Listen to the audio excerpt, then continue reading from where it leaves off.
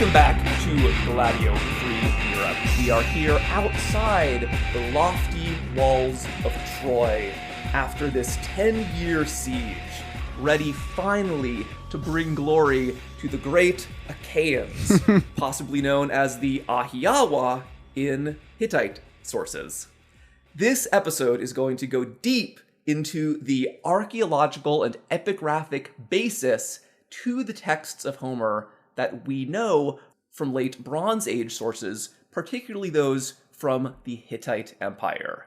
Here today, joining myself and Russian Sam, is none other than our man in Anatolia, Alexander Thatcher.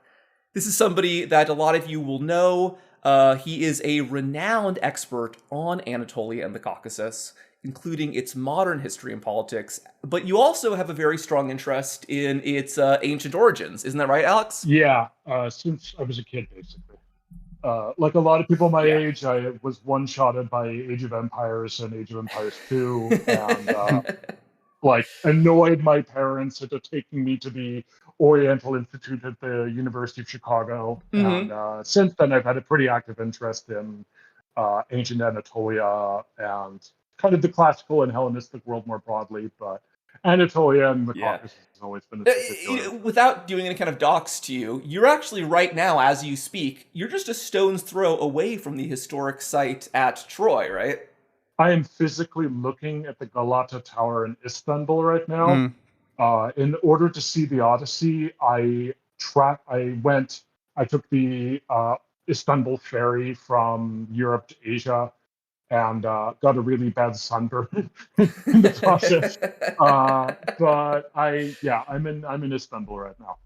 Very cool. Yeah, and so if anyone is not aware, the locale of Troy, as described in Homer's Iliad and the Odyssey, is in northwestern Anatolia, the region of the Dardanelles. That's just like a day trip or a ferry ride away from Istanbul. Yeah, probably an 8-hour, a little bit more than that, bus ride.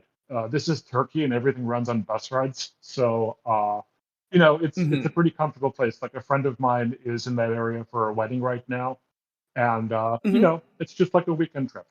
Yeah. Well, so before we really get into all of this stuff, and this is going to be a very fun discussion, Alexander, this was your idea to record this. You came to us with this great episode suggestion.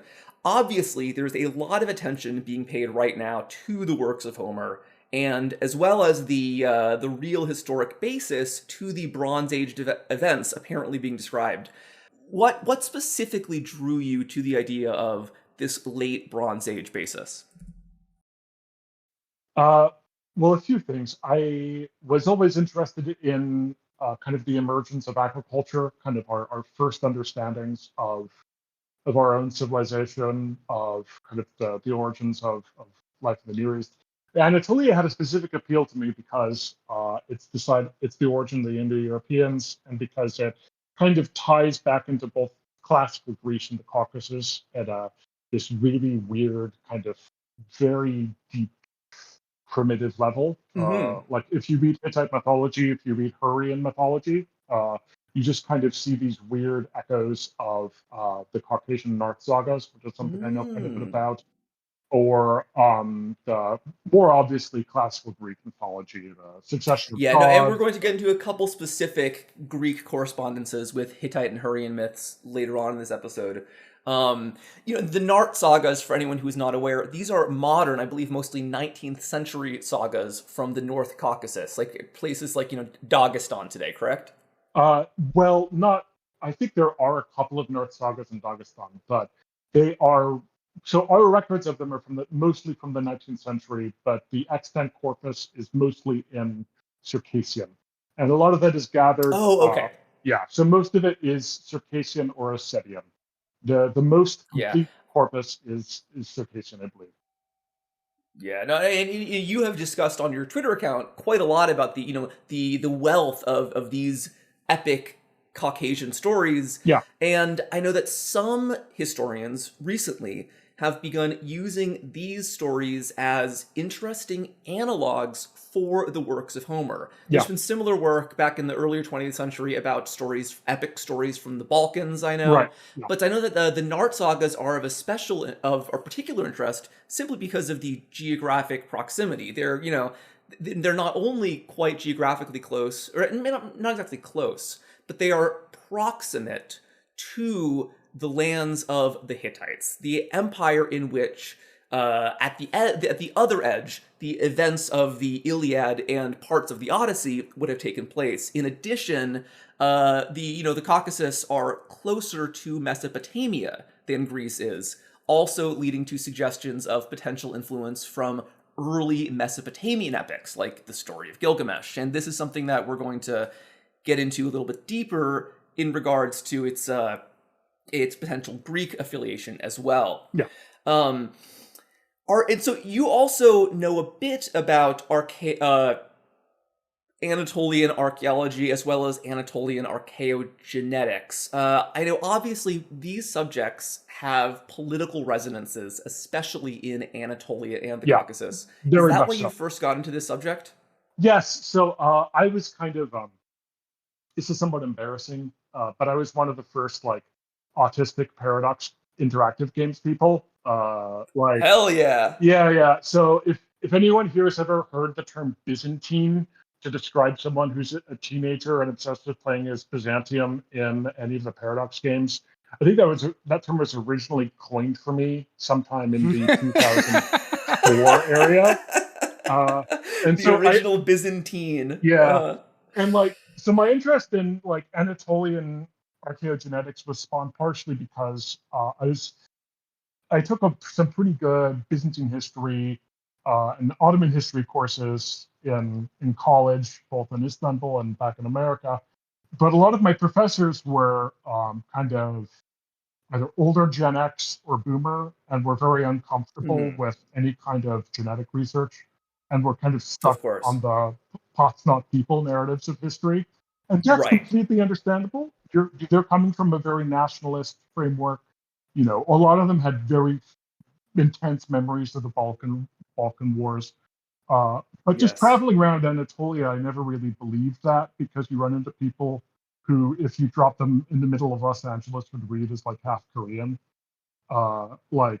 You have this 70-year-old. Yeah, no, so you're saying, you're saying that it's very clear that in Anatolia there certainly were migration events where peoples from various different origins settled in Anatolia. And I gotta say, just looking at Twitter for 5 minutes, you can see why there was such a traditional hesitation around the use of genetic evidence to look at the past. And many people with many different nationalistic or racialist grudges use and abuse genetics to advance political arguments today. But that is not to say that genetic evidence cannot be useful. And honestly, I think at least from, I think most, probably all nationalist fantasies are actually smashed by the confrontation of genetic evidence.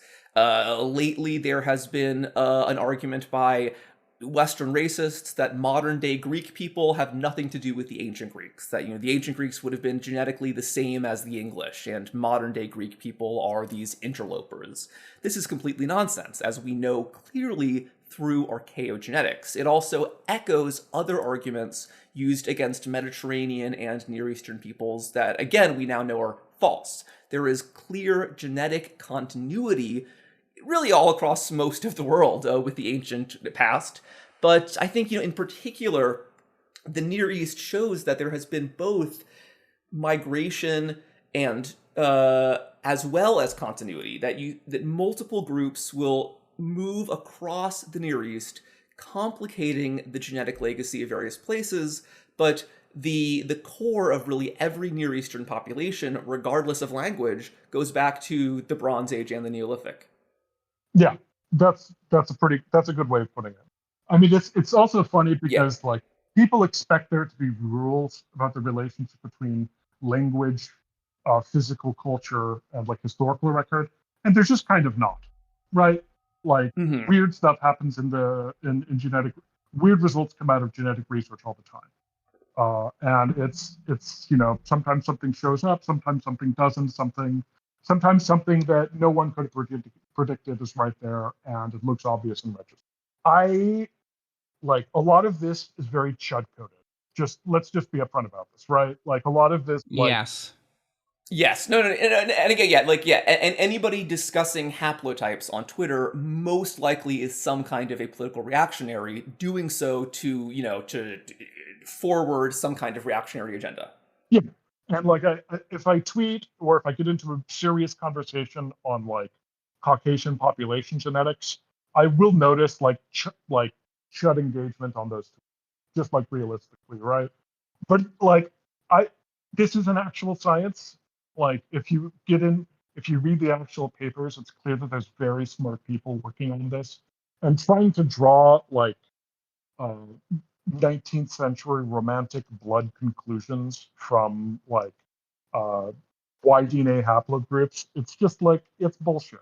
It just is. Yeah. No, and what all of this is to say is that, archaeology and archaeogenetics and archaeolinguistics can be used in concert to understand an ancient past that is not necessarily well attested textually. Yes. And all of these pieces of evidence allow us to understand the ancient world, and particularly ancient Anatolia, much better than we did in the past. So we're going to get into the history now of ancient Anatolia and why it's so important, and in particular, what ancient Anatolia tells us about the world of Homer. But I think that if we want to understand the history of Anatolia, we first should understand the history of Anatolia. So let's start with possibly the most famous, most controversial Anatolian archaeologist, that being Heinrich Schliemann, who in 1873 declared that he had discovered the site of Troy, of the Iliad and the Odyssey. Schliemann was fanatically devoted to the cause of finding this ancient site. He apparently declared as a child that one day he would indeed find Troy. He spent years across the young Greek Republic and the Ottoman Empire looking for whatever locale may be the location of this ancient city. And he did indeed find a site that is now quite conclusively understood to indeed be the basis for the Troy of Homer.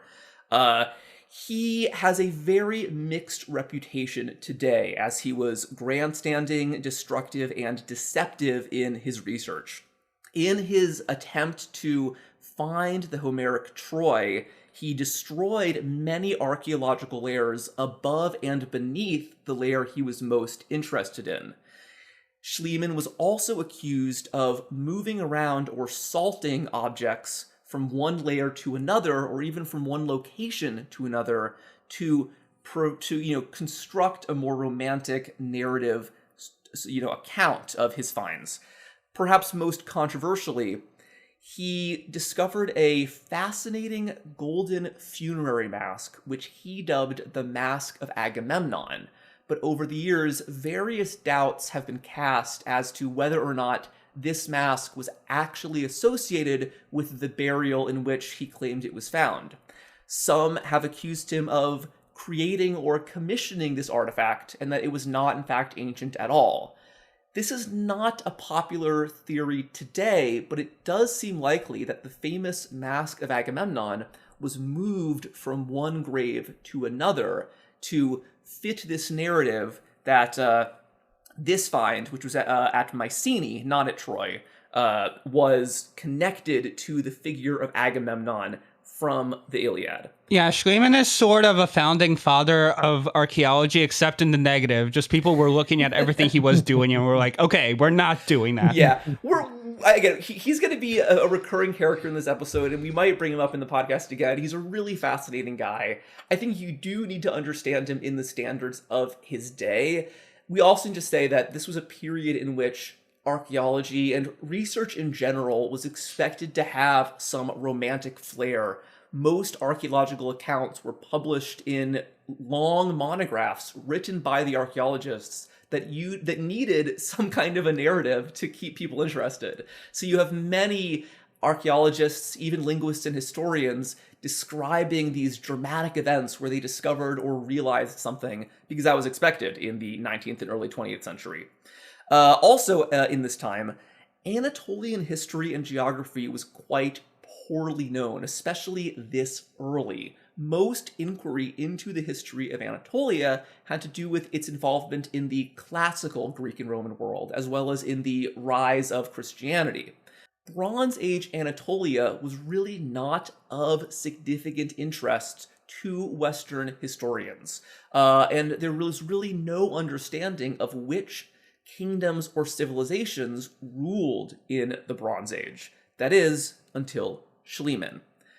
The very next year, in 1874, the British Anglican priest Archibald Sayce uncovered ruins in Ottoman Syria with a unique hieroglyphic script.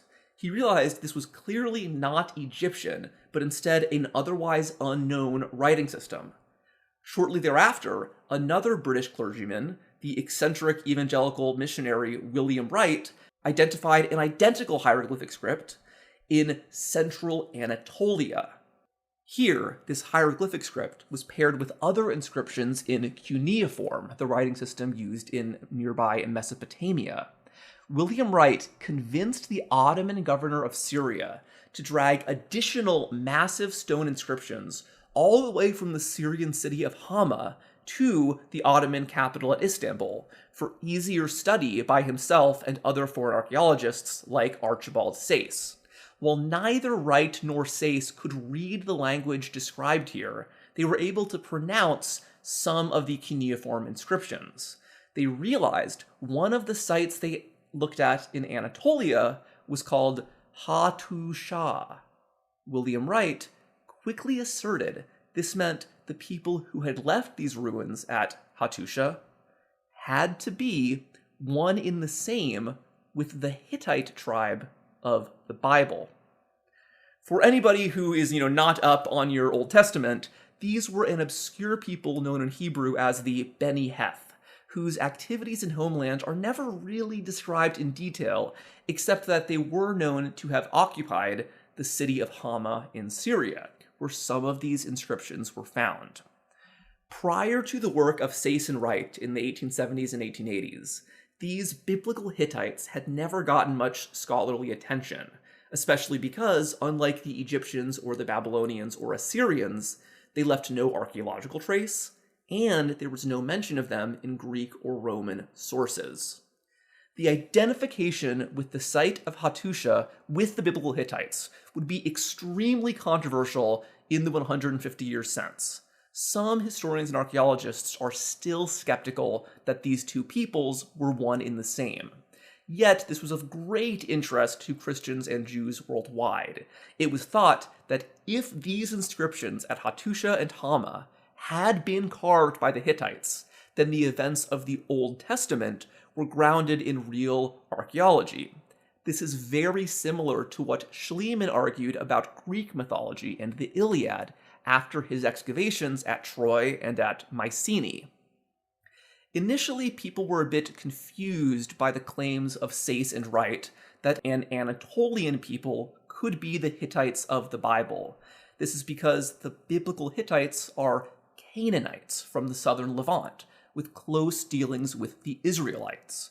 Why should their capital be all the way up in Anatolia, modern-day Turkey? Wright insisted on the basis of their name alone that the people of Hattusha had to have formed an empire stretching all the way down into the Levant, thus influencing the affairs of the Kingdom of Israel. Wright could not prove this, however. To support his argument, he invented the now famous phrase, "Absence of evidence is not evidence of absence." In the 150 years since Wright said this, he has basically been vindicated. It is now understood that the Hittites did indeed command a massive, though very loose, empire. They certainly had dealings as far south in the Levant. However, it is increasingly clear that the Hittites of the Bible do not refer to the glory days of the Bronze Age Hittite Empire, but instead the small Neo-Hittite successor states which survived in Syria after the famous Bronze Age collapse wiped out the Hittites of Anatolia. We should also note a little name issue here. The Hittites never referred to themselves as such. They instead were the people of Nesha, as their own homeland was the city of Nesha, or Kanesh, a little bit to the south of Hattusha. But as a matter of convenience, everybody refers to these guys as the Hittites today, even those who still doubt that they are the same as the Hittites of the Bible. Following the work of Sayce and Wright, the extent of Hittite dominion in the Near East would be further proven by German archaeologist Hugo Winkler, who determined that rather than being an obscure biblical tribe, these Hittites were indeed an empire on par with Egypt or Middle Assyria. However, this was mostly made on the basis of archaeological similarity between Hattusha and Anatolia and sites in Syria like Hama and Karshemish. Practically nothing about the political history of the Hittites was yet known, as their language was still undeciphered. However, ongoing translation of Egyptian, Babylonian, and Assyrian texts helped turn-of-the-century archaeologists understand the Hittites' role as a major player in Bronze Age politics. Then, in 1917, we get Bedřich Hrozný, an Austro-Hungarian Czech linguist who finally translated the Hittite cuneiform script. As he began deciphering the first Hittite sentence, he recognized the Sumerian word for bread, ninda, right next to an unknown Hittite word, watar. Given the context, he figured that this text had something to do with eating and drinking. He rolled that strange Hittite word around in his mouth a few times. Watar, watar, watar. These ancient Hittites described water just as English speakers do today. Hrozný then dropped his pen in shock. He was stunned at the prospect that these Hittites, a people of the Bronze Age Near East, spoke a language related to that of his own European society. Upon this startling revelation, an ancient and obscure civilization was now understood to be part of a specifically European narrative of history. Through no fault of his own, Hrozný published his findings at the worst possible time. Following World War I, ultranationalists of various kinds, already enamored with the Aryan mythology of French racialist Arthur de Gobineau, now saw with the Hittites a way in for white Europeans in a world of ancient religion and civilization. This was a world, until this point, Europeans were considered absent from. The identification of the Hittites with the Indo-Europeans was thought to affirm existing racialist theories, which suggested that various Near Eastern peoples, such as the Amorites of Mesopotamia or the Hyksos of Egypt, were in fact white Aryan conquerors, whose activities prefigured and justified 19th century European colonization. It was even conjectured by these racialists that the ancient Sumerian language, an isolate with no known relatives, could be European, especially because it shared a cuneiform writing system with the Hittites. Thus, the very origins of agriculture and urbanism and written language could be laid at the feet not of Middle Eastern people, but Europeans. Rather than latecomers to the ancient world, Europeans invented it. Actual Middle Eastern people were just laggard imitators. Again, all of these theories are completely nonsense. The past century of archaeological, linguistic, and indeed archaeogenetic evidence has revealed much about the history and prehistory of the Bronze Age world. While Europeans were indeed part of this world, as we're going to see, they certainly did not invent it. Additionally, the narrative of the Hittites as European at all has been thrown into question. Nobody doubts that the Hittite language is Indo-European, but that doesn't mean this language came to Anatolia from Europe. Various models have instead suggested that the Hittite language could have developed in or around Anatolia itself. We also need to emphasize that in no sense were the Hittites foreign to the Near East. They were not some kind of, migratory group who did not have deep roots within Near Eastern society and politics. Instead, their culture was extremely close to that of peoples like the Assyrians and the Hurrians. I would say that the Hittites are clearly much closer to non-Indo-European speaking Near Eastern peoples than they are to other Indo-European groups. There are some interesting parallels with religion, but these could be a result of contact and influence just as much as a common Indo-European hereditary legacy. But the Hittites did indeed have important connections to the West. It is now understood that the site of Troy excavated by Schliemann, also known as Ilios in Greek, is the same as Wilusa mentioned in Hittite texts. It was undoubtedly part of the Hittite world. Wilusa, or Troy, had strong cultural and linguistic ties to the Hittites, and in particular the capital of Hattusha. Though it was not always a happy constituent, it was indeed an important piece of the Hittite Empire. Wilusa was the western terminus, its gateway to the mysterious and dangerous world of the Aegean, where Minoans and Mycenaean Greeks battled for the future of what would become Greece. So, since the days of Winkler and Hrosny, thousands upon thousands of Hittite tablets have been uncovered and deciphered. These texts are not always in the Hittite language, thus reflecting the linguistic diversity and wide reach of the empire. Some of these texts indeed mention foreign cultures, such as the Kingdom of the Ahiawa. These people, mentioned in about 30 tablets, were an Aegean culture who may have had a toehold in western Anatolia. They were involved in Anatolian affairs, especially regarding the city of Wilusa, and they may have aided the Wilusans in a rebellion, at least one, against Hittite control. These Ahiawans are understood to share the name with the Achaeans described by Homer. The tablets in which they are mentioned have been studied intensely by historians and archaeologists, searching for any clue to the historic background of the earliest Greek myths and the story of the Trojan War.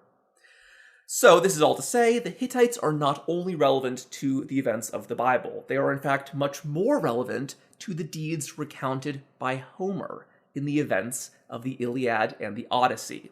The fall of Troy, as recorded 500 years later in Greek poetry, may or may not have really happened.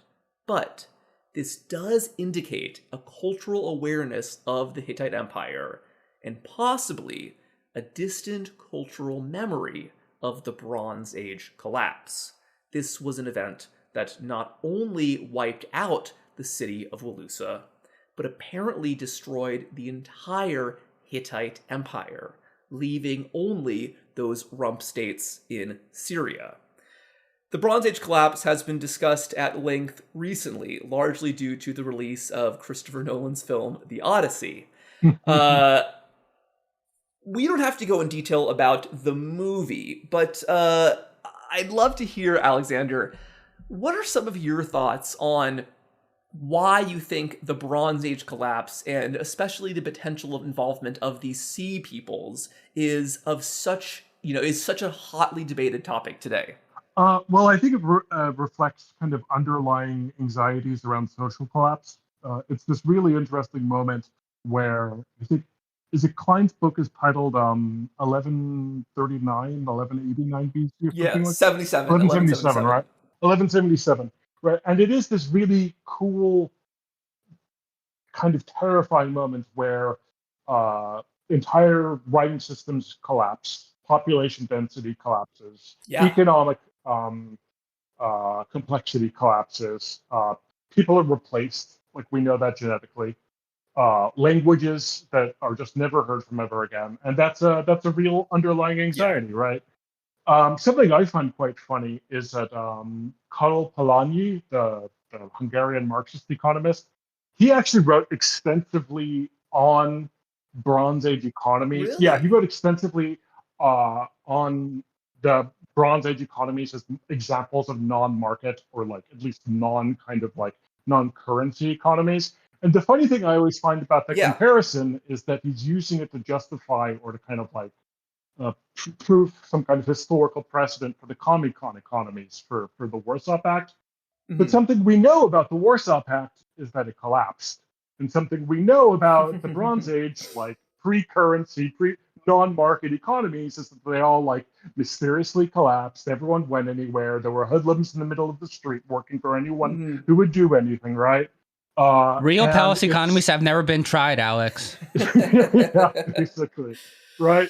I mean, it is pretty interesting. Like there's this like, I've always kind of loved the Bronze Age, and the first place I ever went to where I felt like I had kind of like retreated into the Bronze Age somehow, that I had this access to the knowledge of like what it felt like as a time.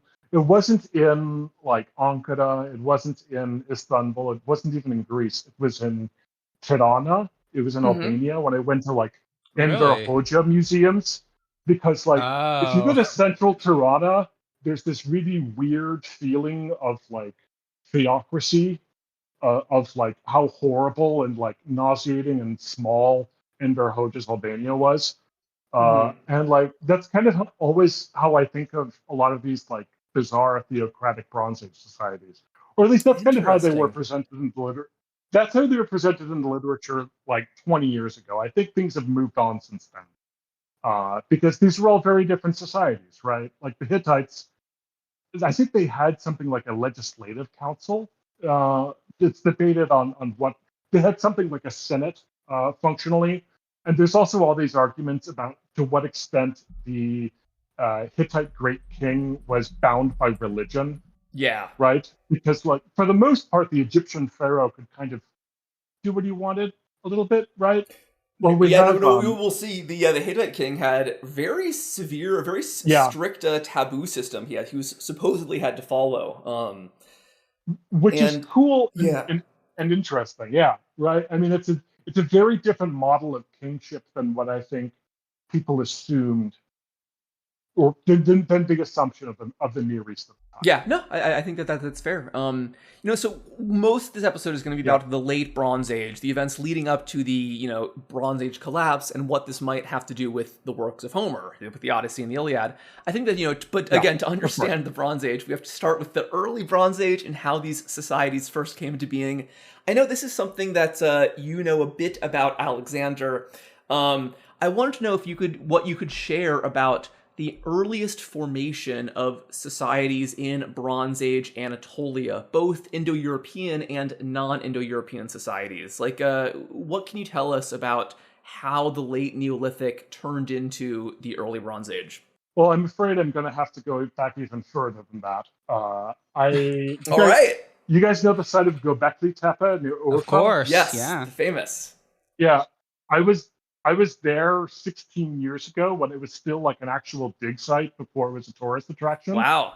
and it was one of the most impressive things I've ever seen in my life. I kept thinking of the monoliths in 2001. Yes. Like you really do have this feeling that you're somehow connecting to something that you don't totally understand. Yeah. But this is something I'll bring up later on, and something I found really interesting is that is I don't know, I guess they're megaliths or something like that. They depict animals for the most part, and they depict animals that don't Hmm. really exist in the local environment anymore.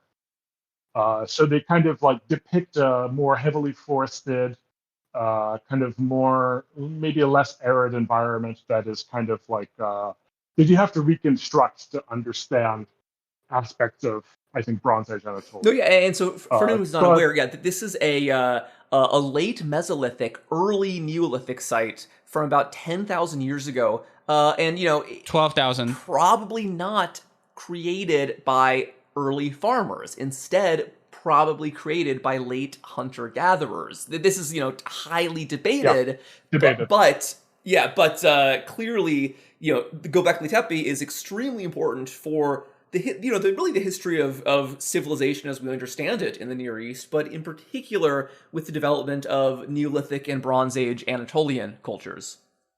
Yeah. So it looks like it was a ritual site. Mm-hmm. And in order to maintain the ritual site, there were concerns about like how do we feed people who are involved with like maintaining the rituals, the sites, and stuff like that. And maybe like you're already experimenting with grains a little bit, and stuff happened. And here I am, 12,000 years later, looking at a city of 16 million people. Yes, no, I know. So yes, these guys at Göbekli Tepe, without realizing it, were creating the conditions to lead to Paradox Gamers Yeah, 10,000 years yeah, later. exactly. Yeah. We mentioned how in many ways this is an ancestral site, both in kind of a civilizational sense, but also am I right that this site was likely built by the late, I guess, Anatolian hunter-gatherers who would become ancestral to the peoples who would introduce farming to Europe and would, of course, also remain in Anatolia. Yeah, and to chunks of Asia as well. So this invention of agriculture is like, if you're listening to this, there's a pretty good chance, unless you're like, there's a pretty good chance you have some kind of ancestor that was like a farmer in Anatolia like 9,000 years ago. Maybe it's not.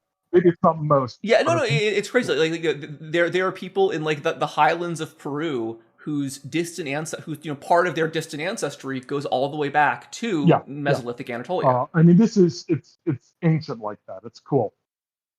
But anyway, so this is all before writing, so we have pretty limited idea of language.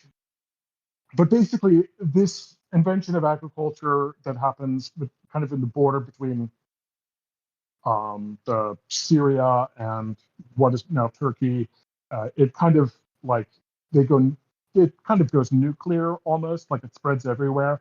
Like within a few thousand years, you have the direct descendants who are bringing agriculture to Ireland, to southern Scandinavia. And we should mention that that many regions without agriculture were extremely sparsely populated. So it was very easy for these Anatolian hunter-gatherers, now Anatolian farmers, to settle in Europe and basically overwhelm existing hunter-gatherer population. So European people today largely derive much more of their ancestry from these Anatolian farmers than from the Western hunter-gatherers. Yeah, I mean, there are always like weird different patterns of like relationship between between one population and an incoming population, right? I mean, there's certain areas of Europe where there's a stronger genetic signal of Western hunter-gatherers, and there's some places where it doesn't exist at all. Yeah, and so we should get into two other ancient populations, I think, just to understand what was going on later in the Bronze Age. So first, there are the Caucasus hunter-gatherers who had their own kind of Neolithic in the Caucasus region, and there are of course also the Eastern hunter-gatherers who would eventually develop an entirely new lifestyle, that being pastoral nomadism, centered around command of the horse. What can you tell us about the Caucasus hunter-gatherers, who were not the same group and were somewhat genetically distant from the Anatolian hunter-gatherers? Right. So genetically speaking, the Caucasus hunter-gatherers are more closely related to the Zagrossian hunter-gatherers, the hunter-gatherers of what's now Western Iran. Yes. No, so the Zagrossian hunter-gatherers develop agriculture and they end up expanding east. They're a huge part of today's South Asian population. Gets their descent directly from that. They're probably involved in the formation of the Indus Valley civilization, stuff like that. Yes. The Caucasus are interesting because genetically, there is some distance between them and the Anatolians, but with the invention of farming, within a few generations, most of the population of the South Caucasus is mixed Caucasian hunter-gatherer and Anatolian farmer. So like a lot of what we understand to be like the first recorded instances of civilization in Anatolia or even the Aegean possibly even going into Italy, which is something I'll bring up, are a fusion of Anatolian Neolithic farmer and Caucasus hunter-gatherer. So we have the Kura-Araxes civilization, which is spread all over the Caucasus. It gets down into Israel. It's probably 1/3 of eastern Turkey. Very interesting, metallurgically complex civilization with quite a bit of Caucasian DNA, but also a lot of Anatolian presence. They're very important. And what's interesting is that this kind of like early Bronze Age, Chalcolithic, Copper Age, pre-Bronze Age population, it looks like it has quite strong links across a pretty broad area. Do you guys know what the Lemnian language is? Yes, I believe this is the language that is thought to be related to Etruscan, but was spoken in the Aegean. Isn't that right? That is correct. So there's all these stories in the classical period about the Etruscans having origins in Anatolia. Even the Aeneid is maybe some kind of weird reference to like a relationship between Italy and Anatolia. But we have this like language that looks like Etruscan, and we have Raetic, which is spoken in like the Tyrol in northern Italy, and then we have Etruscan. So it's possible there was some kind of like Chalcolithic like spread of languages that might have included just, this is speculation. This is like you're giving an account of a city from an airplane kind of stuff. So it looks like there was some kind of late Neolithic, Chalcolithic expansion to Crete that gave us the Minoans. Yes. To the Balkans, and then to ultimately the Etruscans and to the Raetics as well. And like we can trace that genetically a little bit. Just kind of to make sure the audience doesn't lose this here, what we're discussing is that there is an obscure but detectable migration of Caucasian people, that means from the mountains of the Caucasus, speaking an unknown language, who migrated westward. And this is a relatively recent discovery. And we aren't sure what language these people would have spoken, but this does seem to have something to do with the formation of early Bronze Age societies, not only in Anatolia, but possibly as far as the Minoans and the Etruscans. Right. So this is kind of two pulses. It's a little bit distinct. So there's this combination of Caucasian hunter-gatherer and Anatolian that is not like, it's not replacement, right? It's not like they're going in and killing everything. It's this kind of interesting fusion of these two things, and people expand from that. Now, what is distinct here is the formation of Indo-European languages. And there's been a lot of recent research on this, which I think you want me to get into, and this is probably the best time. Let me just kind of pause here just to give a lay of the land. I think many of our listeners are going to be familiar with the broadest of strokes of the proto-Indo-European history. But this brings us back to that third ancestral population we described, the Eastern hunter-gatherers, who lived in the Pontic steppe in what is today southern Russia and Ukraine.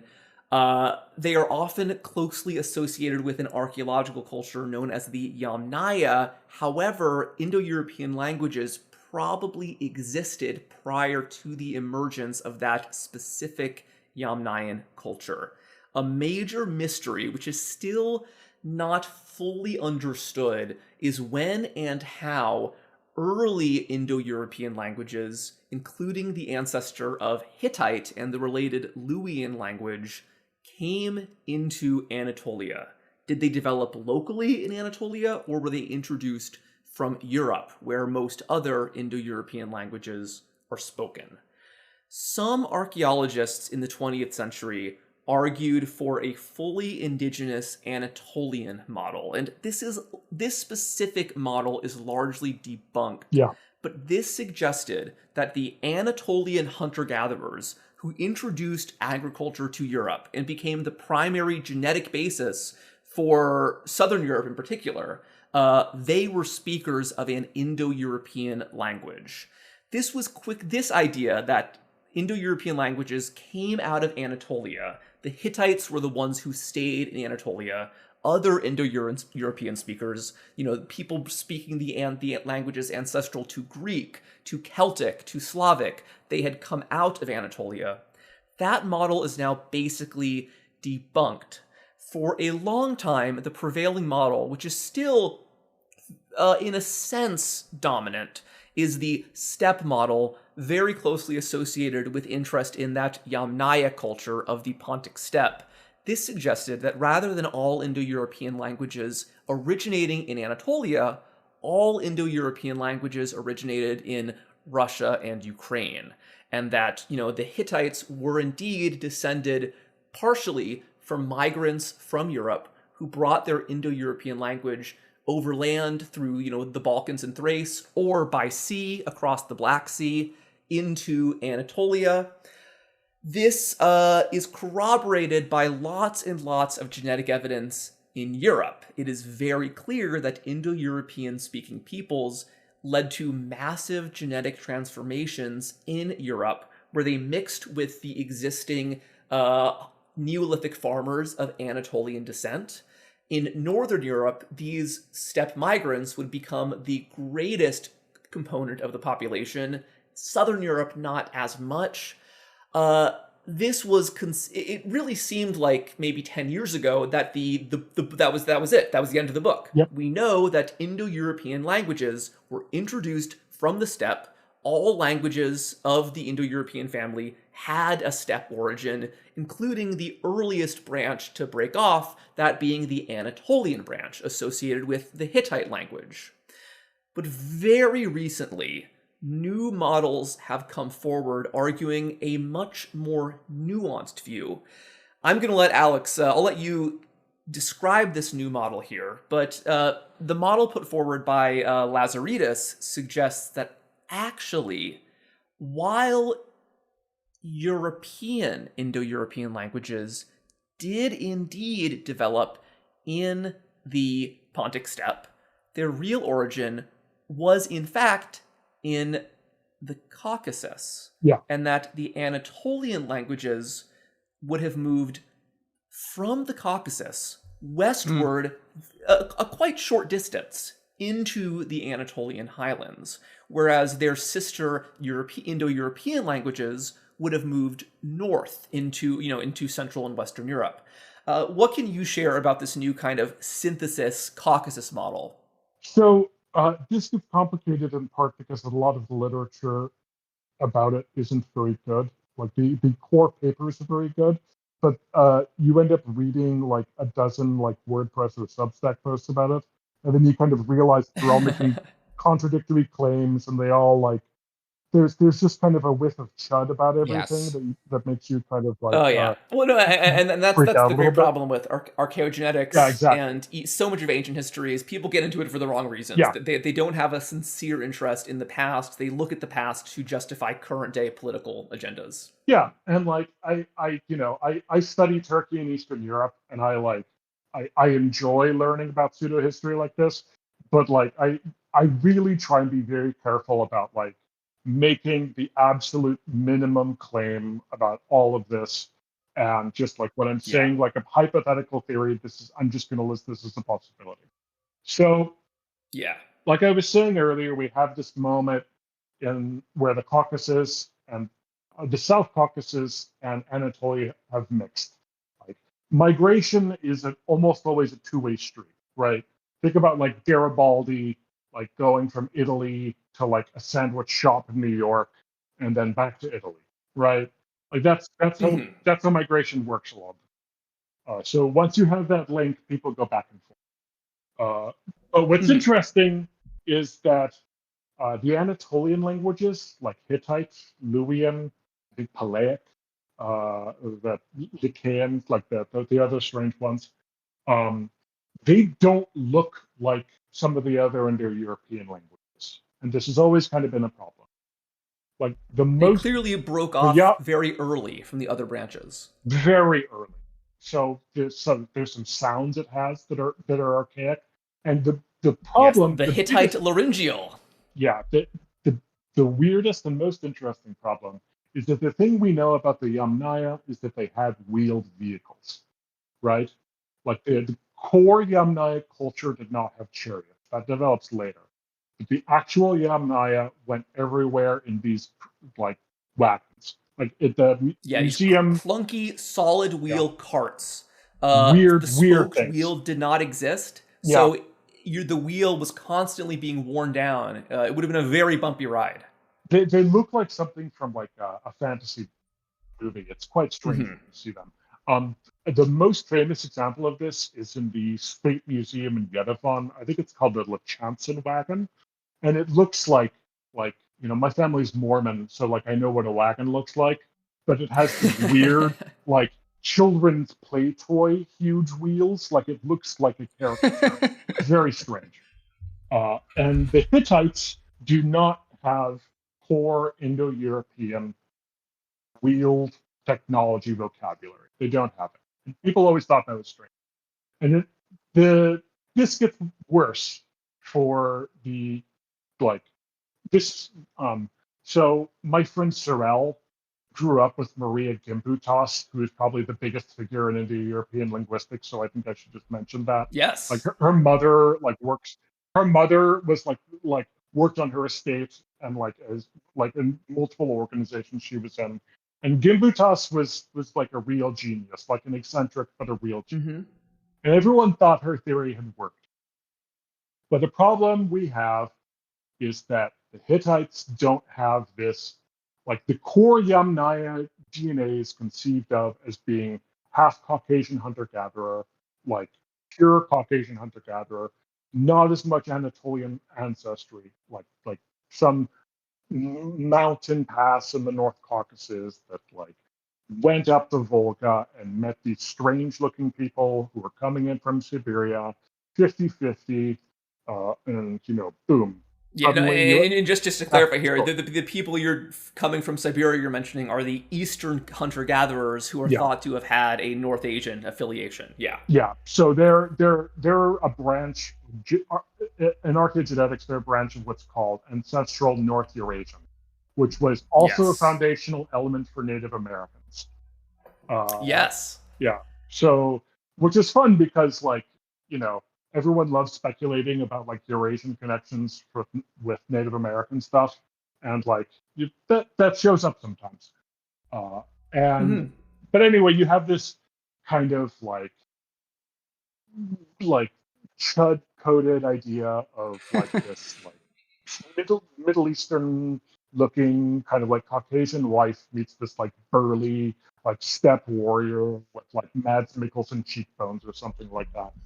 Yes, and again, like this is I think there's a lot of modern day chuddery around the Proto-Indo-Europeans, because they can imagine this kind of Conan the Barbarian thing that like glorifies white guys they associate with themselves. Like, look, we conquered the whole world. We deserve more rights than other people.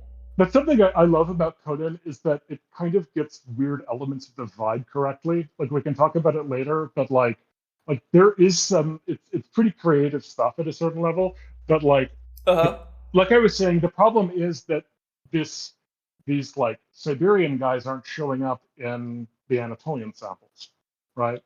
And if the formation of the Indo-European languages happens at that meeting point in the like somewhere along the Volga between a Caucasian group and a Siberian group, then why isn't that showing up in Anatolia? Right. No, so here there's two conspicuous absences in early Anatolian culture. That the ancestors of the Hittites, they lacked words for the wheel that we would expect if they were descended from groups like the Yamnaya, and they lacked apparent genetic ancestry from the Yamnaya and other Indo-European speakers.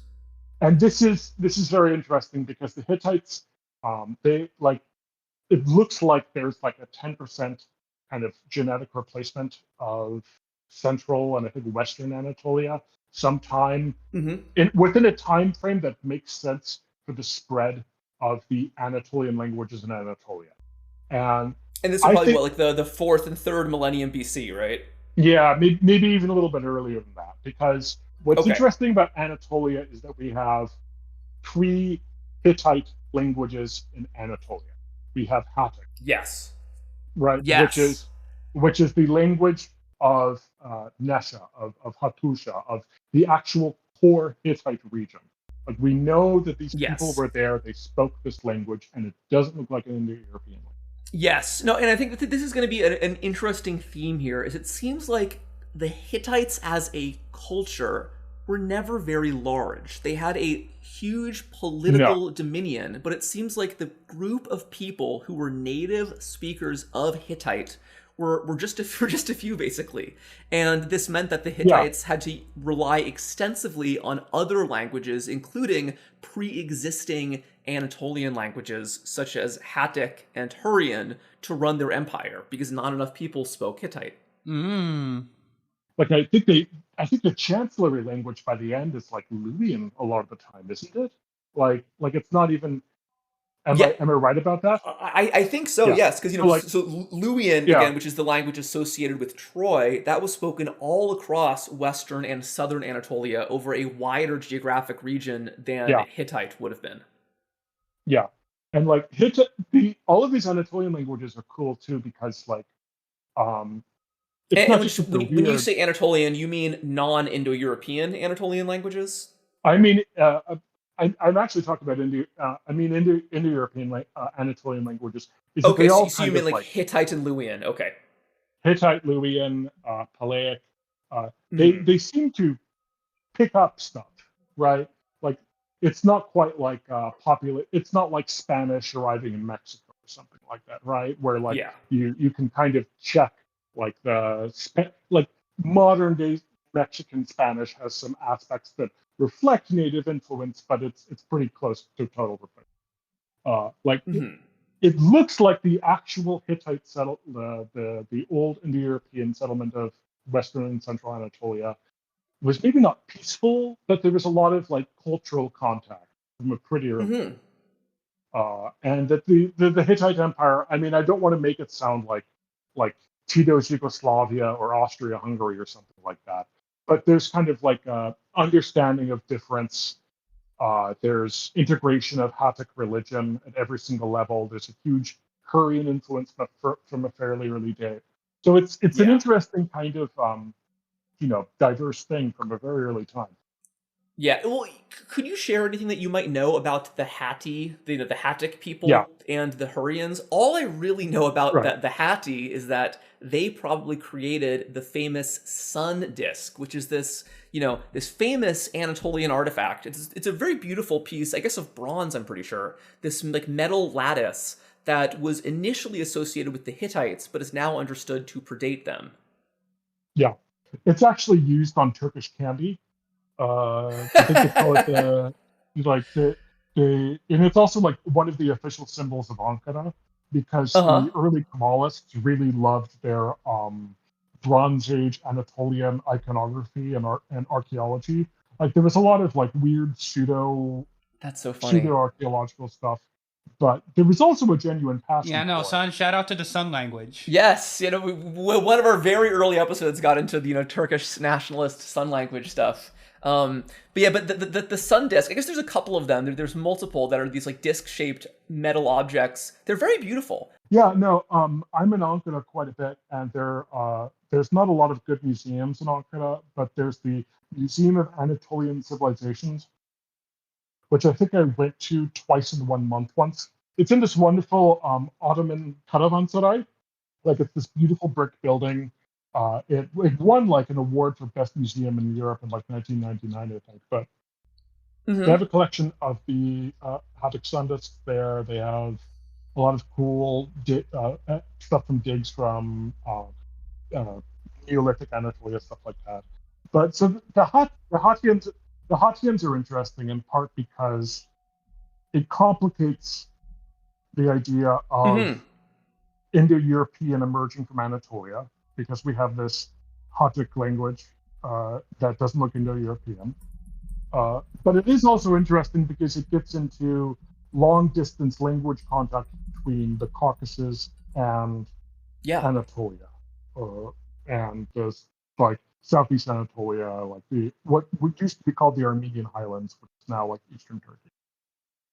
And because we have there's something called the Alurodian language theory, which is that the the Hattic language is genetically related to the languages of the Northwest Caucasus, so Circassian and Abkhazian.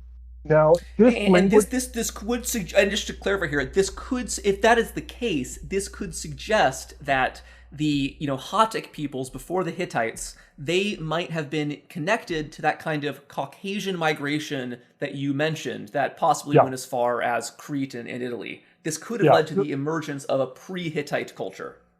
Yeah, so maybe this late kind of like mixed Caucasus Anatolia thing was true, or was there in both Anatolia and the Caucasus, and this was like a shared culture. And this shows up in the DNA a little bit. Like, my favorite example of this is one of my best friends is from Tyrol in Southern Austria, and one of my best friends is Circassian. And the like Y-DNA haplogroup, like the ancestry of what your direct male patrilineal line is, G2A is the most common for Circassians. You also find that in the Tyrol, because mountains, wherever you go, mountains will like soak stuff up, and it's hard to replace the people there. So like maybe this was some kind of like ancient connection that we only see the traces bit of evidence from. An issue there is that we don't have a very good record of Hattic. Like we have prayer. I think our entire corpus of Hattic is prayers recorded by Hittite priests. Yes, no, the language that is far better attested in the Hittite world is another Caucasian language, and that is Hurrian. And I know that its potential connection to Hattic has never really been proven. Just curious. No, probably not. Do you know much about the Hurrian language and the people who would have spoken it? So Hurrian is provably related to an Iron Age language called Urartian. So after the Bronze Age collapse, after this period, we know that there were these two languages called Hurrian and Urartian that were spoken in modern-day Eastern Turkey, and we can assume parts of the Caucasus. Yes, no, and Urartu, which is, and this is a lot later after the period we're describing here, but Urartu is a big deal to Armenian identity today. Yes, and so it's usually theorized that the Karaxes culture, this kind of trans-Caucasian, Eastern Turkey Bronze Age culture, a predominant language or a popular language was something that looked like Urartian. And it looks possible, like my understanding of the current state of the evidence is that there's a more likely relationship between the languages of the Northeast Caucasus, which is Chechen, English, a bunch of languages in Dagestan, Lesgin in Azerbaijan, the historic Caucasian Albanian language Udi, and Urartian. So maybe this was some kind of like broad, like Copper Age, pre-Indo-European language that was spread all the way from Azerbaijan and Dagestan into like what's probably today northeastern Syria. That's a possibility. And then at some point in the by the third millennium BC, which is 2000 BCE, at some for reasons that are still extremely obscure, the Hittite language, which is indeed Indo-European, had become dominant in the central Anatolian highlands. Initially, it was around the city of Nesha or Kanesh, as you mentioned, and then eventually also around the city of Hattusha. It seems like you said in all of these places, the Hattic language had earlier been spoken there. Hittite speakers became dominant, but due to either out of respect or out of necessity, they were somewhat bilingual, and they maintained the Hattic language, especially in religious rituals. This period here is the Middle Bronze Age. This is 500 years after the construction of the Great Pyramid of Egypt. The Old Kingdom of Egypt, by this point, 2000 BCE, had already given way to the Middle Kingdom. Meanwhile, in the marshes of Mesopotamia, the people of Sumer, who invented the written word, witnessed their culture and identity slowly be subsumed by the Akkadians, who spoke a Semitic language from the west. The Akkadians themselves would eagerly adopt basically every aspect of Sumerian society, including veneration of the Sumerian god-king Gilgamesh. The Akkadians had their own hero as well, Sargon of Akkad. This man, who created a kingdom that reached as far as the mountains of modern-day Iraqi Kurdistan, would be remembered with awe all across the Mesopotamian region and a little bit beyond. When the kingdom of Sargon collapsed in the late 4th millennium, the influence of the Akkadian state would be strongly felt in the upper Mesopotamian society of Assur, that's Assyria, as well as the emergent lower Mesopotamian city of Babylon. Like the Akkadians before them, the Babylonians were ruled by a Semitic-speaking migratory tribe, the Amorites, who came from what is today Syria and Lebanon. These Mesopotamian peoples would exert a huge influence on Hittite culture even before the formation of the Hittite state. It appears that the original Hittite city of Kanesh, prior to the settlement of Hattusha, was a major Mesopotamian trading center where merchants from Assyria had a permanent presence in Anatolia. This suggests that from an extremely early era, Hittite speakers were exposed to Mesopotamian language, the cuneiform writing system, and Mesopotamian religion. The Hittites eagerly syncretized their deities with those of the Mesopotamians and with those of the Hurrians. This was simply what was done in the ancient world. So, the Hurrian god Teshub became the Hittite god Tarhuna, and this was the great storm god who the Hittite king insisted was his spiritual father. We could go in even more detail on, the site of Kanesh, which is today known as Kultepe in Turkish. I think we should kind of keep moving along to get to the actual Hittites here and bring this back to Homer. But the one thing I want to say is that even though Kanesh was a major trading center for the Assyrians, it's about 500 miles away from Assur. And that's a very rough road to travel. It's a very mountainous region. Again, that's kind of, it's like eastern Anatolia and Iraqi Kurdistan. This would take about a month of travel on either horse or donkey. Way back, we discussed the Hungarian traveler Armin Vambari, who made this road in the 19th century. It was really hard and dangerous then. I'm sure things were even worse in the 2nd millennium BC.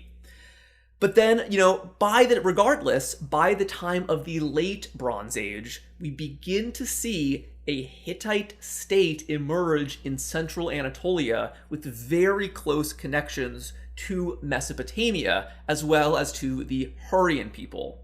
For kind of this lay of the land of the late Bronze Age, which is really the period of our interest here, Egypt at this time was experiencing its greatest international influence under the New Kingdom. The Egyptians had a significant presence in the land of Canaan, and they had some military activities as far north as Syria, really the border of Syria and Anatolia. This would put the ancient Egyptians on a collision course with a much newer power north of Syria, that being the Hittites. Syria itself was divided amongst various Semitic-speaking peoples, such as the Amorites of the Mediterranean coast, and of course the Assyrians in eastern Syria and Iraq. In between them lived Hurrian-speaking groups, very closely related to those who lived in western Anatolia. One of these Hurrian-speaking groups we will discuss in great detail later. This was the kingdom of Mitanni. But, for our purposes, we begin seeing this consolidation of Hittite-speaking groups first in the Anatolian highlands, then with slow influence moving down into what is now modern-day northern Syria, into these Hurrian and Semitic-speaking areas. by the middle of the second millennium BC, let's say 1500 BC, we clearly see a Hittite empire dominating not only Anatolia, but having great influence in Upper Mesopotamia and in Syria. Very quickly, these Hittites would become the dominant player in the northern Near East, significantly more powerful than any society in Syria or in Iraq, including the earlier Assyrian culture. So let's actually get into these Hittites. Sam, please tell us about what makes the Hittite Empire so fascinating. Yeah, well, I mean, as we got to at the head of the episode, they're very different from other classical peoples like the Gauls or the Achaemenid Persians because there are just so few external sources which talk about their existence. So in our episode on Druidry, for example, we quoted some of the vivid descriptions of the deeds of the Celtic kings and queens as well as their clerics from the Roman sources. And some of these accounts purport to quote these people themselves, but this is really problematic because we have no first-hand corroboration of these cultures. But nevertheless, it's still better than the situation with the Hittites, where we have the exact opposite problem. We have a huge wealth of texts, mostly on clay tablets, which were preserved completely accidentally. But what we lacked is much of a tradition of organized histories or the extended works of literature. So we have some surviving accounts like the Annals of Hattusili and the Murshili, which are just a few tantalizing pages, unfortunately. So this means that historians and archaeologists have to reconstruct the history of the Hittites by analyzing the Bronze Age equivalent of emails, press releases, Excel sheets, and receipts. So sometimes we get literary or mythological texts, but these tend to be very fragmentary. So we just have a few pages of any particular text, possibly out of hundreds. One of the best preserved of these bodies of work is the Hittite legal code. Right, and so the Hittite laws were put in place pretty early in the early days of the empire, around 1650 BCE, but they would be copied and recopied up until the collapse of the Hittite state around 1177 BCE. So we have a huge number of extant tablets copied around this time, showing very little difference over the centuries. We've been able to basically reconstruct the entire Hittite legal code through these many tablets. And so, they echo the Babylonian laws of Hammurabi, and they also prefigure the laws of the Hebrew Bible. But the Hittite laws are a bit different because they don't seem to be religious at all. They seem to be based rather on ethics and morality, not the will of the gods. And they're also relatively lax in terms of their punishments and their regulations. For instance, in the Hittite legal code, divorce was permitted, and even the custody of children would be laid out in detail. There were also specific provisions on how custody would work, whether the ex-spouses were free or enslaved. If a free man married his own slave woman and then divorced her, she would keep custody of one single child, and her ex-husband got the rest of the kids. If two slaves were married but then divorced, here, the mother would in fact get custody of most of the kids, with the father only getting one to raise as his own. We should emphasize that this level of marital and reproductive freedom for slaves isn't very typical in the ancient world, and it's very different from what we'd see in Greece and Rome. Liam, you can use the word woke. I mean, if as long as we're getting into this. I mean, this is like... Yes, yeah. No, it's true. The Hittites, the Hittites were relatively woke when it came to their, sexual morality. It's very interesting. And their recognition of the human rights of slaves. And so, because they didn't only permit marriage between a slave and a free person, they also insisted that if a free woman marries a man who's a slave, his master cannot then enslave her on that basis. From what I understand, a free woman marrying an enslaved man would have been completely impossible in the Roman world. This is a very different idea of both women's autonomy and, the rights of enslaved people. Also, very fascinating, the Hittite laws repeatedly state again and again that consensual sex between a man and a woman is not a crime, even if this man happens to have a wife in another town, or even if this woman previously slept with that guy's brother. A man can even sleep with his own stepmother. However, if she's still married to his father, then this becomes incest. It's a crime. He has to be put to death. And yes, unfortunately, the Hittite legal code does specify that sex with animals always results in death, unless the animal happens to be a horse or a donkey. But before anybody listening gets any ideas, a man caught in the act of sex with a horse can never become a priest or ever have any dealings with the Hittite king. So it was a somewhat socially disabling. This all comes from the cache of Hittite tablets found at Hattusha, which is, our greatest source for Hittite life. Hattusha was the capital. We'll describe it in a bit more detail, but the library of Hattusha is excellent because there's just so much there. Most of these were preserved accidentally. These were written on clay tablets, which dried out over time, basically becoming invulnerable. Some of them were burned in fires, making them even more durable. One of my favorite correspondences we see here is from the Hittite queen Pudihepa to the famous Egyptian pharaoh Ramses II, as well as his wife, Queen Nefertari. The Hittite queen is on very familiar terms with these Egyptian rulers, recognizing them as her equals. She gives us casual insights into the role of the queen of the Hittite court.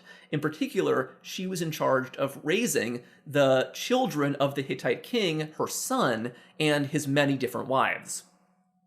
There's also another great document, the furious last will and testament of the Hittite king Hattusili I, where he excoriates his worthless son and his treacherous sister. We also get from the library of Hattusha tantalizing fragments of lost literary works, including local Hittite and Hurrian variants of the Gilgamesh story and even local Anatolian epics. These late Bronze Age works, all in poetic verse, have recently been argued to have been a proximate influence on the Aegean traditions that would eventually become the Iliad and the Odyssey of Homer. It is clear, as we will see, that the world of the Mycenaean Greeks was part of the Hittite orbit, even though they were not on very good terms with the Hittites most of the time. Moving us back into the Hittite capital of Hattusha, the Hittite realm was extremely personal. Basically all power and legitimacy radiated from the lofty walled household of the Labarna, which is the Hittite word for king. Like the word Caesar, this was the personal name of an early Hittite ruler, which was eventually applied as an honorific to the original Labarna's successor. Like all other monarchs of the ancient Mediterranean, the Hittite king had a highly ritualized role and was understood as a divine representative on earth. He was called the son of the gods, that's son S-U-N, as he was appointed directly by the storm god Tarhuna with the assent of all other gods. I think this is a kind of funny divine parallel to how, as you mentioned, Alexander, there was indeed a Hittite council, which apparently had to approve of a lot of the king's decisions. Which is very distinct. I mean, we have this idea of like Bronze Age autocracy, but then we have this like kind of vaguely understood Hittite like constitutional monarchy sometimes. Yeah, and we really don't know very much about how the king actually ruled, how power was shared with his council. It seems that most of his activities would actually be involved in in performing religious rites and then leading campaigns abroad. We really don't know what his domestic policies would have been or how much control he had over that. And like you said, that there are weird restrictions placed on the king, including extremely onerous religious taboos, reminiscent of the commandments of the Hebrew Bible, as well as the restrictions placed upon Roman priests centuries later. So, for instance, it was forbidden for the Labarna to ever eat meat that did not come from a ritually sacrificed animal. He couldn't even touch leather that didn't come from a sacrificed ox. The king and his extended family were physically segregated from their subjects because they lived in a walled palace within a walled city. The citadel of Hattusha loomed high above the rest of the people. It would have been a very large palace, probably containing not only the king and his wives and children, but also many of the nuclear families of his own sons and daughters, who often included foreign princes and princesses that married into the Hittite family. Sometimes the son-in-law of a king would become formally adopted into the family, but we'll get into this in a minute. Many Hittite texts go into detail about the various festivals that would have been carried out by the king, and it seems like the only time he would have interacted with his subjects directly would have been on these religious occasions, where he wore special regalia and made these, religious pronouncements. This is similar to what we see with Egyptian kings. This is even similar to what we see with Chinese emperors up until the 20th century, this public, festive religious participation. We have one incredible ritual object associated with the Hittite king, and this is the Hittite fist goblet, one of the coolest artifacts of the Bronze Age. A silver vessel in the shape of a fist with a religious relief on the wrist of the fist, and then the word for strength stamped onto it. This was probably used by the king Tudaliya III around 1400 BC, likely would have been used for the consumption of wine or perhaps the anointing of oil in a religious ritual context.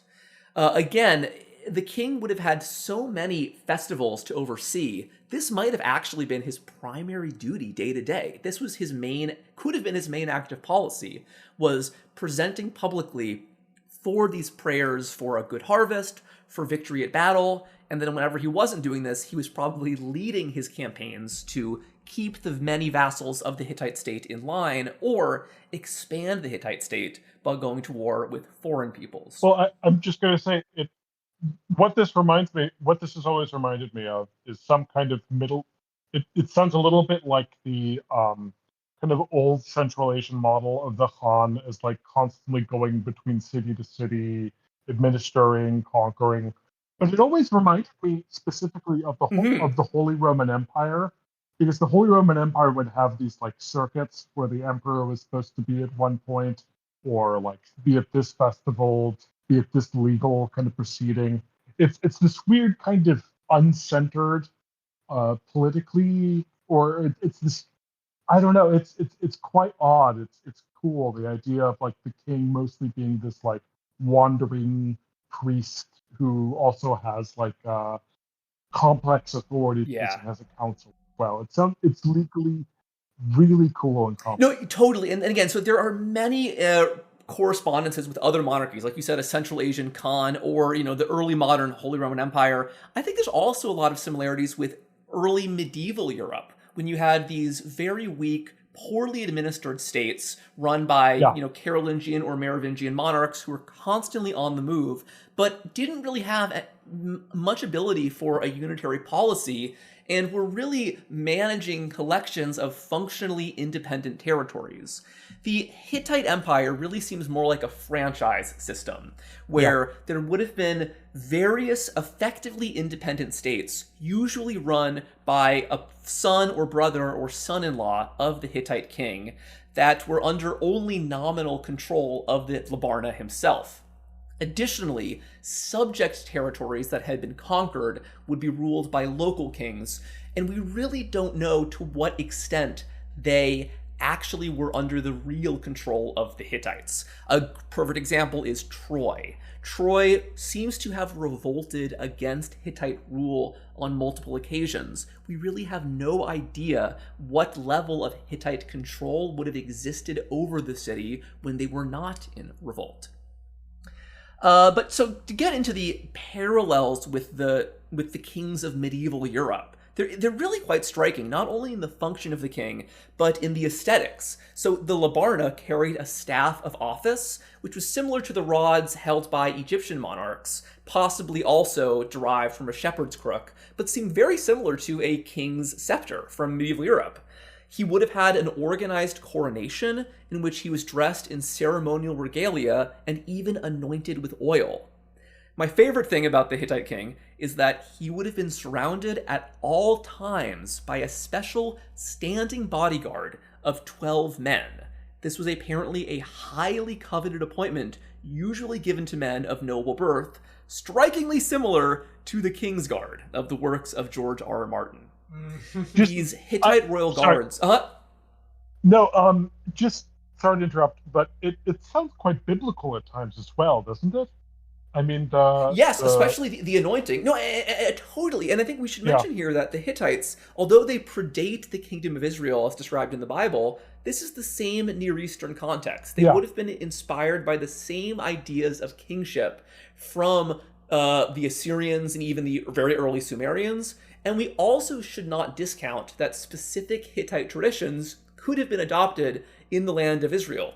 Because as we're going to see at the end, the Neo-Hittite states in Syria were the ones in direct contact with the ancient Hebrews. Back to this Kingsguard, when not defending the body of the king, they were also generals leading his armies in the constant wars the Hittite king would fight either against his own restive subjects or against foreign peoples like the Mitannians and the Assyrians. It seems like there was a constant threat of these guards becoming too ambitious and too powerful. Possibly to prevent constant palace coups, the Hittite Labarna organized a second set of guards, known as the Golden Spears, to watch the primary royal guard at all times, a very fascinating counterweight. This reminds me of how Julius Caesar and Nero, for instance, both had a personal guard of Germanic or Gaulish warriors to protect them from their own Praetorian Guard, who they didn't trust as much. As we mentioned, the Hittite king had extremely infrequent contact with anybody outside his family, excepting his slaves and close advisors.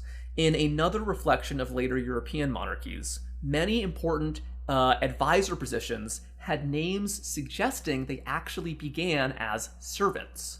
For instance, the Lord of Wine would be in charge of most of the domestic affairs of the palace and possibly had some effect on policy, but probably originated as a humble cupbearer. The Hittite word for governor is Lord of the Watchtower. That's Baal Magdali. That's actually, some of you might recognize, the same Semitic root as Mary Magdalene. It means tower. Anyways, the Lord of the Watchtower would be the governor of entire foreign territories. However, the name suggests this may have simply begun as a single guard of a tower at the Hittite border when the Hittite state was much smaller than the empire it would become by the late Bronze Age. Hittite laws specify that many positions, including governorships, could only be held by the son of a king, either the current king or the descendant of a previous king. This meant that there was a constant need to expand the royal family. If there were not enough sons or grandsons available, adoption was possible and not infrequent. Usually an adopted son, however, was already a son-in-law, who married a Hittite princess and was then formally adopted into the family. Thus, he would be allowed to hold a governorship or another important advisory position. Generally, though, Hittite kings solved the problem of not having enough sons by eagerly embracing polygamy. The Labarna could marry multiple women to strengthen alliances with his many vassals or to form alliances with distant rulers. At least 2 Hittite kings had Babylonian women among their wives, and one Hittite prince almost married an Egyptian woman. It seems that only the king's first wife was actually recognized as a queen and thus had specific ceremonial duties. Beyond ceremony, we know from the letters of Queen Puduhepa that the first wife, or the mother of a queen, also had the unique authority of running the affairs of the palace, specifically regarding women and children. It seems that the first wife of the Hittite king typically served as regent when her husband was away at war. Additionally, her sons, not the sons of other wives, took precedence in the chain of succession, although the king himself did have final say and could override this at times. Also, as is permitted in the Hittite legal code, Hittite kings typically married enslaved women as well. These slave wives presumably had no means of saying no. They also had no legal status or protection. Children of a king and an enslaved wife were specifically removed from the line of succession. However, they could still serve important government positions and were recognized as legitimate members of the royal line. It is entirely possible that some Hittite kings were indeed born to enslaved mothers. They just, concealed this with hindsight. We do know that certain Hittite kings seem to have fudged their own genealogies to indicate a closer relationship to the king before them, or, hide any other potentially embarrassing details in their ancestry. Many princes of the Hittite king lived outside of Hattusha, as they were in charge of ruling provinces basically as fully independent states that only gave token loyalty to the Hittite king. A great example is the city of Carchemish in Syria, traditionally ruled by one of the sons of the king. After the collapse of the Hittites and the entire Bronze Age world, Carchemish would remain an important rum state, still ruled by a scion of the lost empire. It is very possible that when Hattusha fell, the entire royal family moved to Carchemish and made that essentially their new capital. Thus, seeing how much of a loose patchwork of states this was, the Hittite Empire should not be understood as an administrative empire, like ancient Rome or even Iron Age Assyria. It didn't have permanent institutions of long-form geographic governance. It was a loose empire, much more similar to that of Sargon of Akkad in the early Bronze Age. This is a system of tenuous allegiances requiring constant violence to keep subject territories in line. The various kingdoms and tribes under Hittite dominion rebelled constantly, sometimes in concert with each other. Around 1400 BC, mountain clans from the Caucasus began sacking core Hittite territories, likely including the capital of Hattusha itself. Meanwhile, to the west, the Arzawa kingdom of the Aegean coast also rebelled, leading an alliance that included the city of Wilusa, which again is Troy. Historians such as Eric Klein have recently been very excited at the possibility that this event could have some distant connection to the events described in Homer. There isn't any textual evidence to suggest that any Greeks were involved in this Arzawa revolt. But one of the prizes seized by the Hittite king after winning this war was a sword from an Arzawan soldier, which was then rededicated to the Hittite storm god Tarhuna. This sword is now understood not to have been of Arzawan origin, but instead Mycenaean Greek. Moreover, the name Arzawa and the related term Asua are thought to be ancestral to the modern word Asia, which to the Greeks specifically meant Anatolia. We're going to return to Troy, of course, but first let's look at the Syrian city of Carchemish, traditionally run by the son of the Hittite Labarna. Before the Hittites came to Syria, Carchemish was actually the northernmost outpost of the Egyptian New Kingdom. At some point in the late Bronze Age, it was then taken over by the Mitannians, who are really one of the most fascinating peoples in the Bronze Age. Alex, you probably know a bit about the Mitannians, right?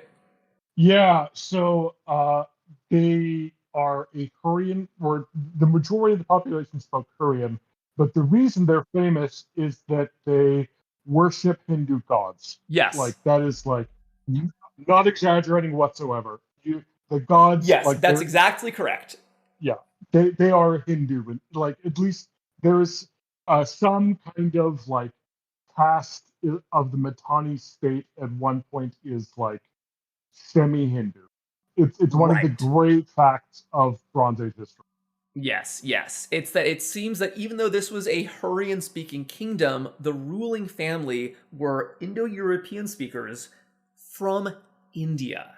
And that how this happened is extremely obscure, or perhaps Iran. They would have once spoken a language closer to Hindi than to Persian. A peace treaty signed by the king of the Hittites and the king of the Mitannians includes an invocation to the many collective gods of both peoples. This list includes 3 presumably Mitannian gods named Mitrashil, Uruwanashil, and Indar, thought to correspond directly to the Hindu gods Mithra, Varuna, and Indra. It appears that the Mitannian elite entered the Near East from South Asia, or perhaps Iran, Afghanistan, as bands of charioteers called Marianu, and they very quickly dominated all of modern-day Syria, as well as parts of Iraq and southeastern Anatolia. The Mitannians steamrolled pre-existing societies, such as the Amorites and the Old Assyrians. After winning some border skirmishes against the New Kingdom of Egypt, the Mitannian king secured an alliance with the Egyptian pharaoh Amenhotep III against the ascending Hittites. But then came the ambitious Hittite king Suppiluliuma, and if there's one Hittite you want to remember from this episode, it's him. Suppiluliuma I was a popular general of princely origin who had battled the Arzawans and then usurped his way to the throne. He claims to have been a son of the previous king, but may have in fact been adopted and was really a son-in-law. Regardless, as king, Suppiluliuma crushed the Mitannians, seizing their major cities before their Egyptian allies had time to respond. Suppiluliuma then allowed the Assyrians, who we now call the Middle Assyrians, to take what territory remained of the Mitannian state. Very little would be left of Mitannian society after the conquest by the Hittites. However, the word Marianu, once used to describe the ruling clan of Mitanni, would then be used by other civilizations to describe their own charioteer units who fought with similar tactics. This is a perfect parallel to how later European militaries would call their units hussars or Mamluks, after foreign groups using such tactics. Additionally, it is very possible that the term Marianu is the etymology of the otherwise inexplicable name of the Homeric hero Meriones. So, after dealing with the Mitanni in classic Hittite fashion, Suppiluliuma appointed his sons as kings of their various former territories in Syria, including Karshemish. He probably established the tradition of making princes the rulers of subject territories. And remember, these territories in Syria would remain in Hittite control for much longer than the core Hittite territories of Anatolia. It is now understood that Hittite states in Syria, later termed Neo-Hittite states, would slowly adopt Semitic culture and begin to influence the affairs of Canaan to the south. Thus, these Neo-Hittites probably seem to be the basis for the Hittites of the Bible. But at least one of Suppiluliuma's sons did not conquer a subject territory. This would in fact be his most famous son, maybe the most famous Hittite person after Suppiluliuma. That would be Prince Zananza, a young Hittite man who was once considered as a possible husband for an Egyptian queen. We don't know who this queen was exactly, but she was very possibly the widow of the one and only King Tut. At some point after Tutankhamun died, a letter was received by Suppiluliuma, purporting to be from the young, widowed Hittite queen. She explains that she has no sons and no husbands. He, Suppiluliuma, has many sons, so he should give her one of them to be her husband. He would then become a king and rule the land of Egypt. This probably would have been a very shocking letter for the Hittites to receive. Egypt was their greatest rival. The conquest of the Mitannian state would have shocked the Egyptians, as previously they were the ones dominant in Syria. Now, suddenly, these ascending Hittites are coming all the way down the Levantine coast. Maybe this Egyptian queen, if the letter was authentic, decided that Egypt was not in a position to fight the Hittites at this time. So instead, they should try to make up and form an alliance. Perhaps, if this marriage alliance worked out, perhaps it could be a permanent friendship between the two greatest powers of the Bronze Age. But the Hittites were very skeptical of this letter. No Egyptian royal woman had ever previously married a Hittite man. It appears that until this point, the Egyptians had a policy of only allowing their sons, not their daughters, to marry foreigners. So the Hittites did not respond. The initial letter was then followed up by an angry second one, asking why the Hittites did not respond to this incredible offer.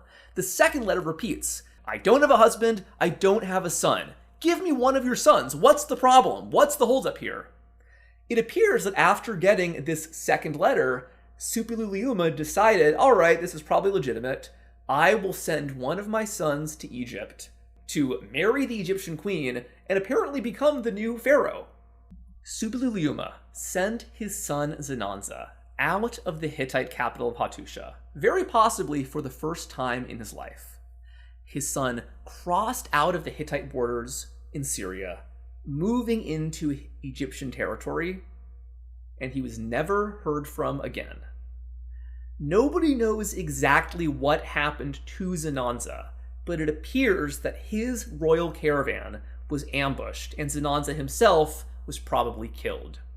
We don't know who would have done this, but it's very possible that the entire Zenanza affair was a ploy.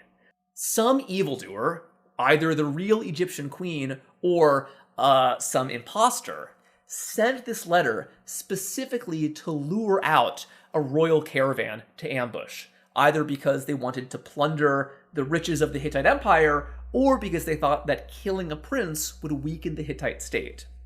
We'll never know exactly what happened with this so-called Zenanza affair, but it's one of the most interesting anecdotes of the entire Hittite period.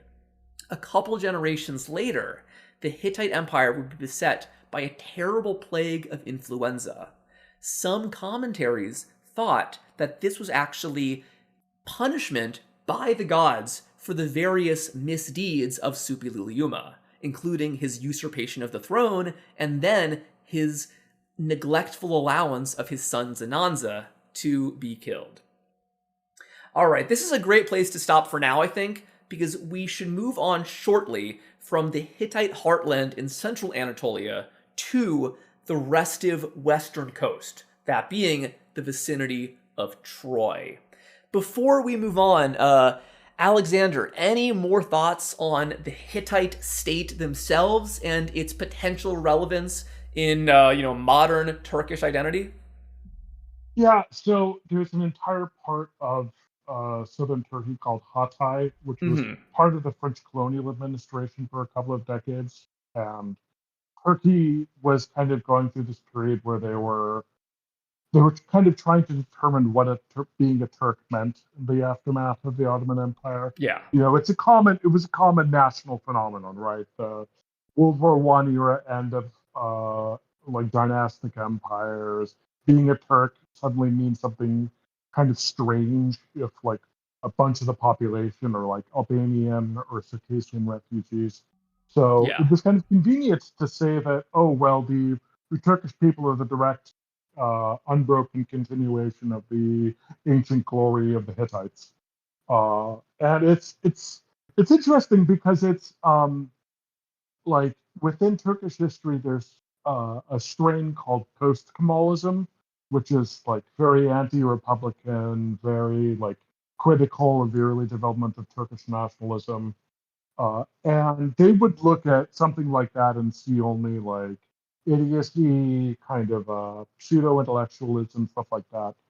But it's kind of this interesting moment because it's kind of Turks trying to fit themselves into the region. in some fundamental Right. way. And Right? most listeners probably know this, but the Turkish language was introduced to Anatolia in the Middle Ages, very, very long after the period we're describing here. Turkish people are obviously descended genetically from the Hittites, but they don't speak a language related in any sense to the language of the Hittites. Not at all. And this is somewhat politically problematic, and Turkish nationalists have various confusing and sometimes extremely unconvincing ways of drawing a connection of identity. Yeah, no, it's very fun. One of the theories is that the Hittites, they were Turks, obviously, but then they all got raided during the Bronze Age collapse, so they went off to Siberia for a little time, and then they sort of came back to Anatolia. How seriously is this kind of theory taken in contemporary Turkish discourse? Well, it's kind of hard to ask me because I live and breathe this stuff. Like, I wake up in the morning thinking, like, what are the pseudoscientists and pseudo-scholars saying? And, like, if you look at my Twitter feed, a substantial amount of it is, like, Turkish uncles arguing about how the Troy was Turkish, ancient.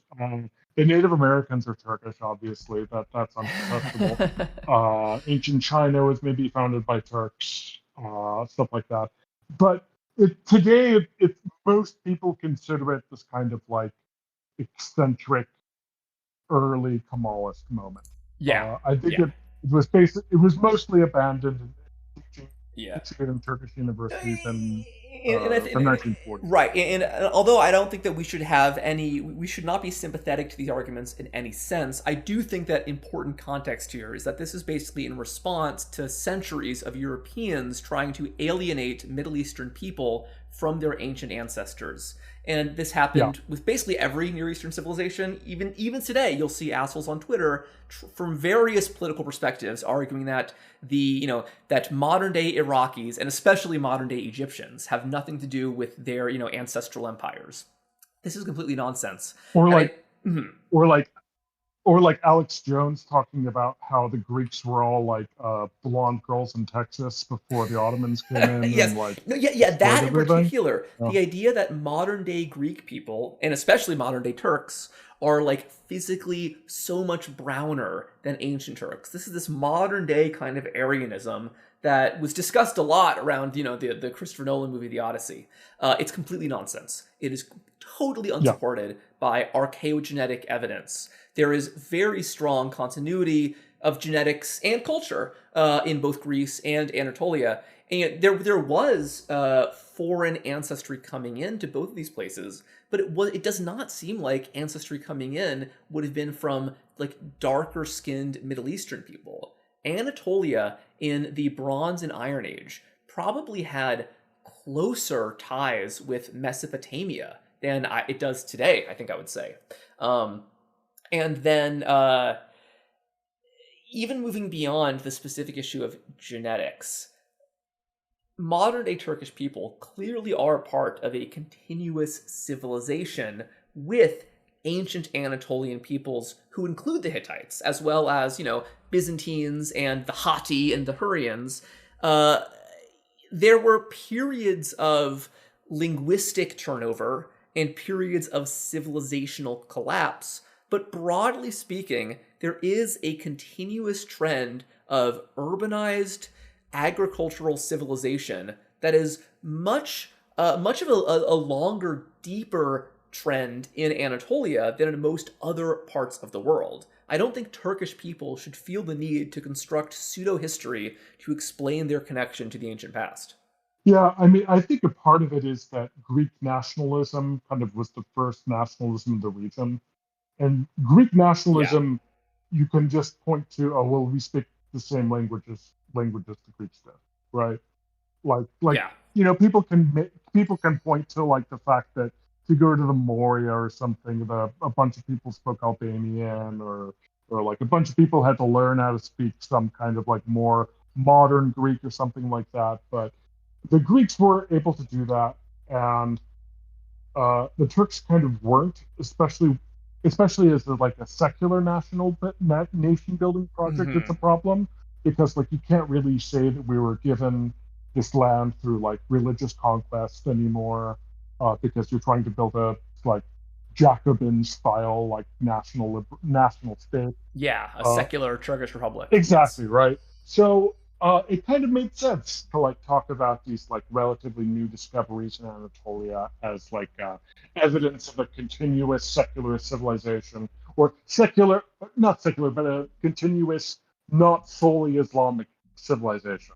Yes. No, and even outside of an Islamic context, secular societies, unfortunately, are more likely to get into race science type of stuff because they Yeah. need other means of justifying their legitimacy beyond, the Bible or the Quran. Yeah, I mean, there's a pretty good Ross Douthat line. I hesitate to quote him, but it's if you hate the Christian right, you'll hate the post-Christian right even more. And Yeah. Yeah, no, I don't know. Sam, that's something that Sam Yeah. believes is quite strongly as well. Yeah, no. Yeah, well, so just to kind of to wrap this up here, I think that another issue is that Turkish people clearly recognize that, not only do Europeans try to alienate them from their ancient heritage, most European interest in Anatolia was basically secondary to interest in Greece. They were interested in connections between the Greeks and Anatolia. By the Iron Age, most of Anatolia would eventually, by the late Iron Age, most of Anatolia would actually become Greek-speaking. By the Byzantine period, all Anatolian languages would go extinct. It would become very heavily Greek-speaking. Then, under later Turkic-speaking peoples, we would see a new linguistic shift to Turkish. But anyways, European archaeologists, including Schliemann, were really only interested in Anatolia because of its Greek connections. The very few archaeologists who examined Bronze Age sites in Turkey before Schliemann just saw them as curiosities, not evidence of ancient dignified empires. Next episode, we're going to actually look at the historic basis for early interactions between Anatolians, including the Hittite Empire, and the Mycenaean Greeks, whom they called the Ahiawa, or Achaeans. There clearly was very significant interaction between the peoples of the Aegean and the Hittite Empire. It is also extremely possible that these interactions were later recorded in distant historic memory by the Iliad and the Odyssey of Homer. All right, Alexander, thank you so much for joining us today. This is a great one, and we're very excited to keep this conversation going very soon with our next one. Nice to be here. Had a really fun time. Thank you. All right.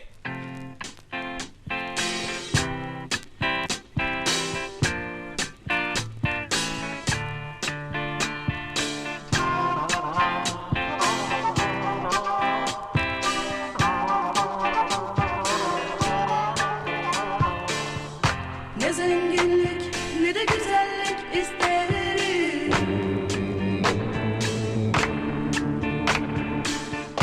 Ne mutluluk düşünürüm senden.